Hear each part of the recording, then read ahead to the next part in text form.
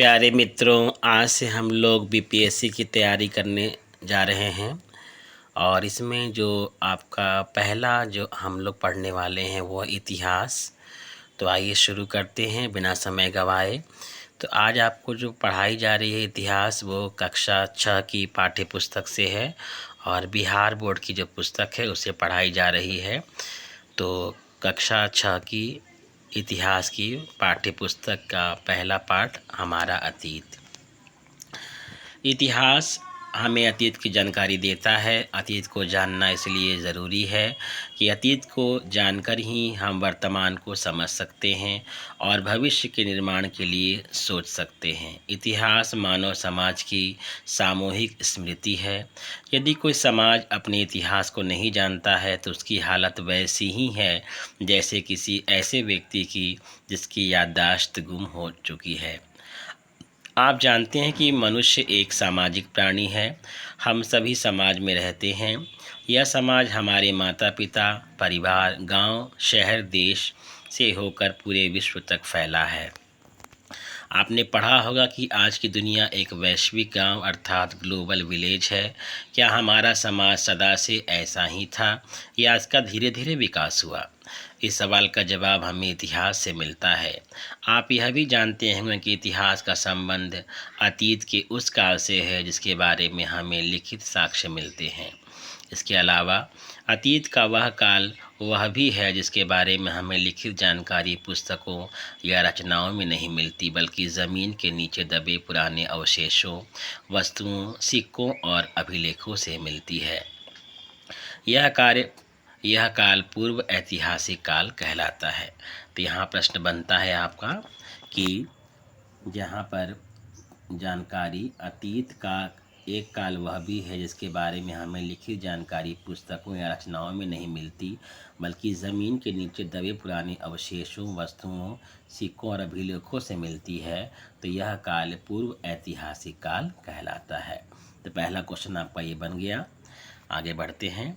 बहुत से ऐसे समाज भी हैं, विशेषकर कबायली या जनजातीय समाज हमारे साथ इसी युग में जी रहे हैं, लेकिन उनका इतिहास कभी लिखा नहीं गया। उनके बीच जो किंवदंतियाँ, किस्से, कहानियाँ, रीति रिवाज प्रचलित हैं, उन्हीं के माध्यम से हम ऐसे समाज का इतिहास जानते हैं जो आपको यह अंदाज़ हुआ होगा कि इतिहास को जानने के साधन या स्रोत अनेक हैं और विभिन्न प्रकार के हैं। इन्हीं तमाम साधनों या स्रोतों के आधार पर इतिहासकार हमें अतीत के बारे में जानकारी देते हैं।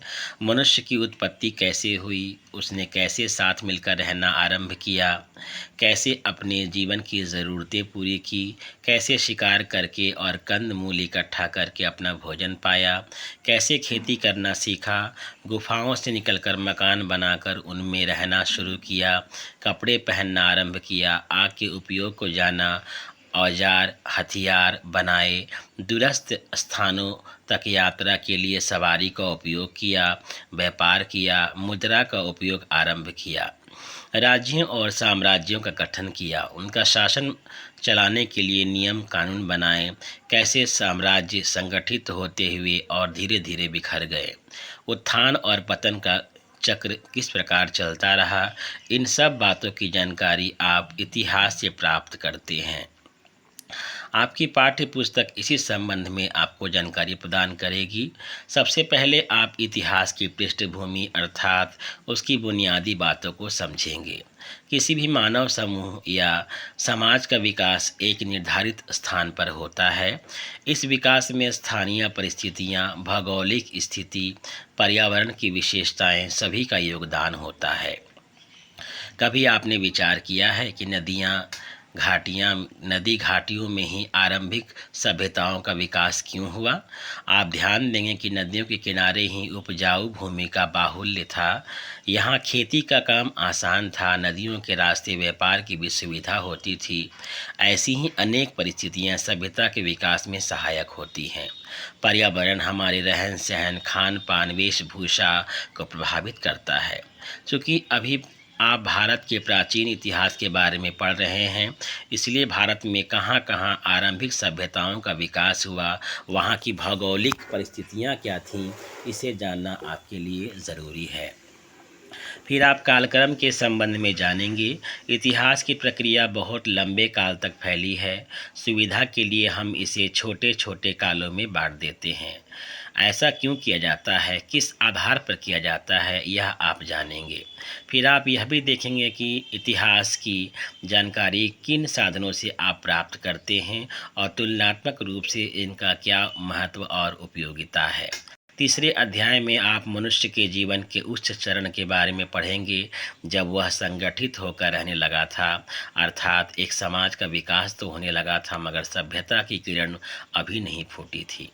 इन मनुष्यों का जीवन सरल था परंतु कठिन भी।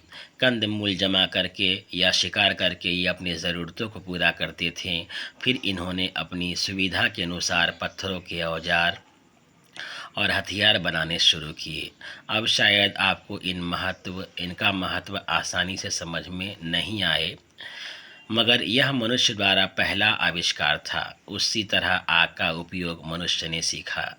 यह भी एक बहुत महत्वपूर्ण खोज थी, क्योंकि मनुष्य के जीवन में मौलिक परिवर्तन आया। अब वह अपना खाना पकाकर खाने लगा, आग से खुद को ठंड से और जानवरों से बचाने लगा। उसके जीवन का स्तर पहले से उन्नत हुआ। चौथे अध्याय में आप संगठित समाज की जीवन शैली को समझेंगे। खेती तो मनुष्य ने सीख ली थी, अब पशुपालन, व्यापार और यातायात में प्रगति आई। स्थिर और सुखी जीवन ने सोच विचार के लिए अवसर प्रदान किया। जीवन के अर्थ और महत्व को समझने, मृत्युपरांत जीवन की कल्पना करने की क्षमता बढ़ी। मृतकों में दाह संस्कार के तरीके सोचे गए। मिट्टी में शव को गाड़ने की प्रथा चली, जिसके साक्ष्य इस युग में मिलने लगते हैं। पांचवें अध्याय में आप हड़प्पा संस्कृति के बारे में पढ़ेंगे। यह वह चरण है जब मनुष्य ने नए अर्थों में सभ्य जीवन आरंभ कर लिया था, मगर लिपि विकसित न होने के कारण अपने इतिहास के लिखित साक्ष्य उत्पन्न नहीं हुए थे। पुरातत्व या जमीन के नीचे गड़ी वस्तुओं की खोज और अध्ययन से इस संस्कृति की विशेषताएं हम जानते हैं। अब नगरों का विकास हुआ। प्रशासन तंत्र, नगर निर्माण को योजना रूप, व्यापार, कला, धर्म आदि जीवन के अनेक क्षेत्रों में मनुष्य ने एक उन्नत जीवन शैली को अपनाया। इन लोगों को लिपि की भी जानकारी थी। अनेक मोहरों पर उनके लेख मिलते हैं, लेकिन अभी तक उनको पूरी तरह पढ़ा नहीं जा सका है। इसलिए हमें पुरातात्विक सामग्री पर ही निर्भर रहना पड़ता है। छठे अध्याय में आप वैदिक काल के बारे में पढ़ेंगे। वैदिक युग बौद्धिक और आध्यात्मिक प्रगति का काल रहा है। वेदों की रचना हुई जो आरंभ में लिखित रूप में नहीं थी, इसलिए इनके लिए श्रुति शब्द का भी प्रयोग किया जाता है। ये भी क्वेश्चन यहाँ बनता है कि वेदों के लिए श्रुति शब्द का प्रयोग किया जाता है, क्योंकि उस समय लिखित रूप उसका नहीं था। कालांतर में इनको लिखा गया। हड़प्पा संस्कृति के विपरीत इस चरण के लिए वैदिक सभ्यता शब्द का प्रयोग किया जाता है, क्योंकि अब धार्मिक और बौद्धिक रूप से मनुष्य एक उन्नत, परिपक्व और सभ्य अवस्था में जा चुका था।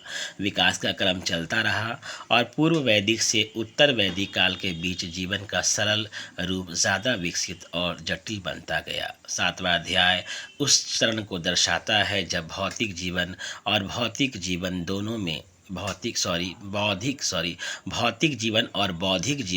में हुई प्रगति का एक समन्वित रूप सामने आया।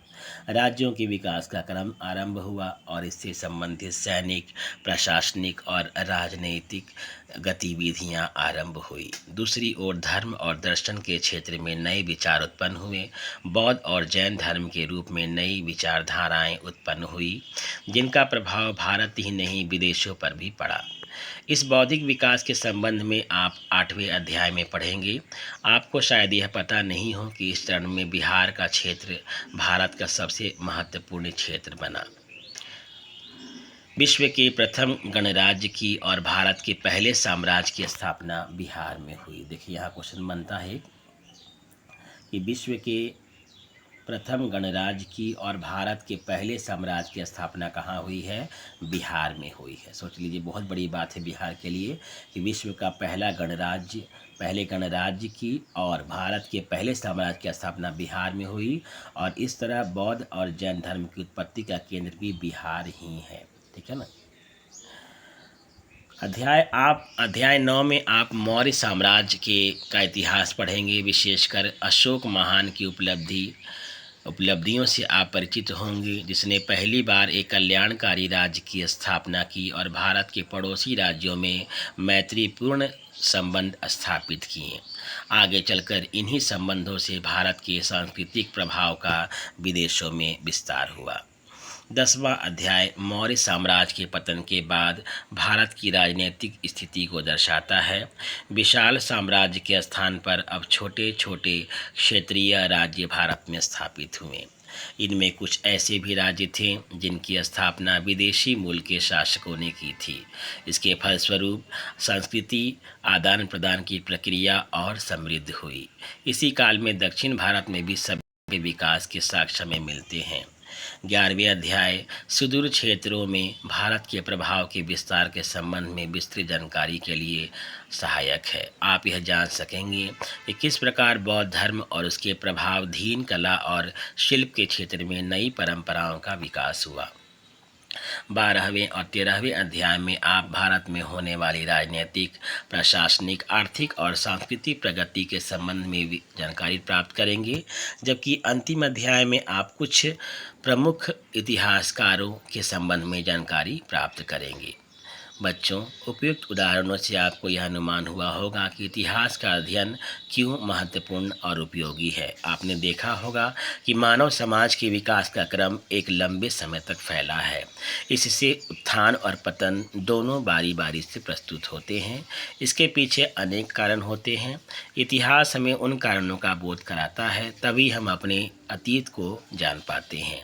अतीत की जानकारी हमें अपने वर्तमान और भविष्य को बेहतर बनाने में सहायक प्रदान करती है। यही कारण है कि इतिहास को समझना हमारे लिए आवश्यक है और अनिवार्य।